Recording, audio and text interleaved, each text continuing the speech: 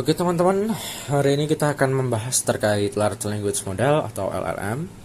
Kita akan melihat bagaimana sih cara kerjanya, terus kita juga akan mempraktekkannya menggunakan GPT for all, bukan merah putih for one for all ya.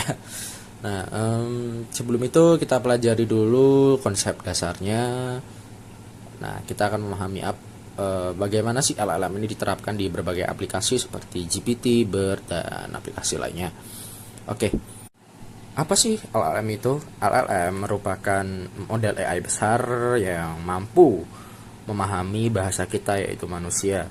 Nah, pada dasarnya model-model seperti GPT atau Gemini atau BERT itu dilatih menggunakan dataset yang sangat besar sehingga mereka mampu menjawab apa yang kita tanyakan. Lalu ketika kita ingin membuat sebuah video atau keinginan kita lah yang kita tanyakan atau berikan kepada perintah kepada model AI ini, mereka mampu menjawab atau membuatnya gitu.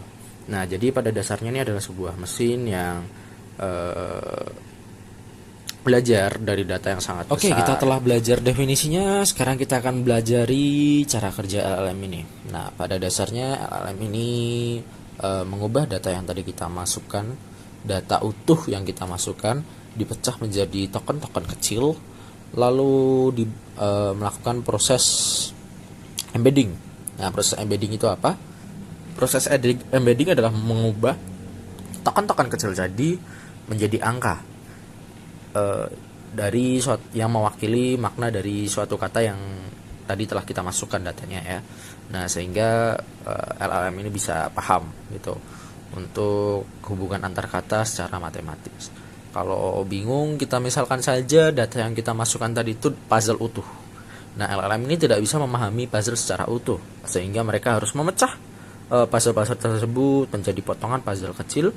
Lalu setiap puzzle kecil itu diberi angka urutan yang tepat gitu, sehingga ketika disusun kembali kata-katanya itu akan disusun dengan tepat sesuai dengan angka-angka matematis tersebut gitu ya, atau angka-angka yang ada pada potongan puzzle tersebut gitu, sehingga menjadi satu puzzle utuh yang baik gitu ya.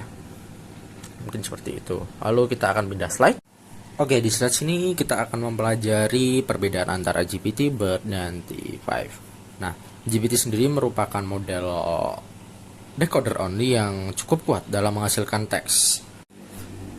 Sehingga dengan menggunakan bagian decoder saja, GPT ini membaca teks dari kiri ke kanan gitu. Cukup baik ya untuk menulis, menjawab pertanyaan, membuat rangkuman, itu cukup baik. Nah, yang kedua BERT. BERT menggunakan bagian encoder yang membuatnya memahami teks atau memahami konteks dari kalimat ataupun paragraf dari dua arah, kiri dan kanan. Jadi lebih cocok untuk analisis sentimen, klasifikasi dokumen, ekstrak informasi, itu lebih baik dibandingkan BERT tadi. Sementara T5 menggabungkan keduanya, yaitu GPT dan BERT, menggunakan struktur encoder decoder. Nah, yang unik dari T5 ini, semua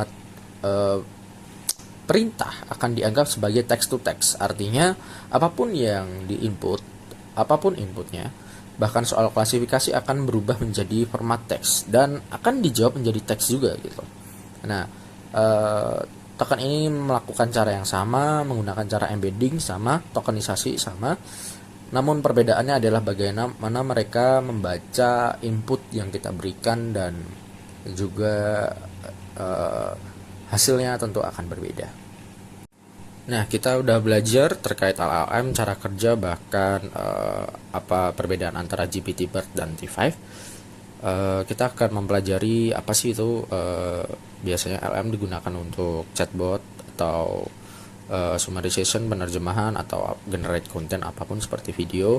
Nah, ada satu problem besar nih di LLM, yaitu LLM bisa salah atau halusinasi atau mengarang. Nah, sehingga konsep RAG itu cukup penting. Nah, apa sih RAG itu?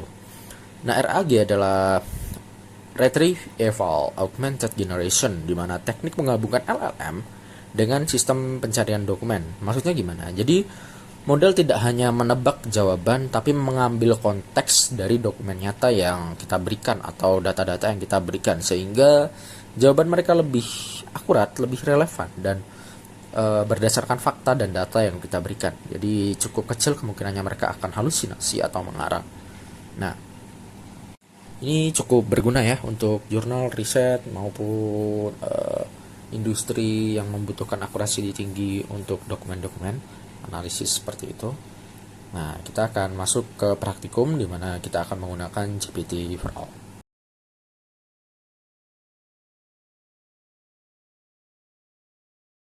Oke, pertama-tama kalian masuk ke dalam web terlebih dahulu. Seperti ini tampilan webnya. Kalian download sesuai dengan desktop kalian. Download saja seperti aplikasi yang lain juga. Lalu kemudian kalian akan masuk setelah selesai di download. Seperti ini kira-kira tampilannya. Setelah itu setelah itu kalian bisa membuka di bagian Find Model atau sering disebut sebagai model. Nah, di sini saya udah mendownloadnya kebetulan DeepSeek R1 Distill Queen 1.5B. Kalian klik Add Model, ada di kanan pojok ya. Nah, lalu kalian lihat ini di sini ada DeepSeek segala. Kalian cari sesuai dengan yang saya download, yaitu 1.5B. Nah, lalu kalian masuk ke local docs. Sama seperti tadi, kalian add collection, kebetulan saya udah download di pojok kanan atas. Nah, kalian masukkan sebelum kalian masuk ke sini, kalian masukkan dulu file ke dalam folder di desktop atau device kalian. Nah, kalian kasih nama terserah. Lalu kalian bisa pilih folder yang tadi udah kalian buat ya sebelumnya. Kalian browse saja langsung di sini. Oke. Maaf agak lama karena laptopnya agak nge-lag ya. Sebentar. Nah, lalu kalian masukkan aja karena saya udah download jadi nggak perlu. Setelah itu kalian create collection. Nah, setelah kalian klik create collection akan ada proses embedding. Nanti setelah selesai proses embedding akan muncul seperti ini. Nah, kalian bisa langsung tuh klik ke chat atau new chat gitu ya. Nah, itu kalian kebetulan ini udah saya load. Nah, kalian klik di pojok kanan itu, nanti akan ada filenya yang latihan yang tadi saya udah upload. Saya klik, kalian upload, klik juga file yang telah kalian embedding tadi, namanya apapun terserah. Nah, setelah itu kalian bisa tanya apapun di sini. Sebagai contoh, saya akan mulai terlebih dahulu.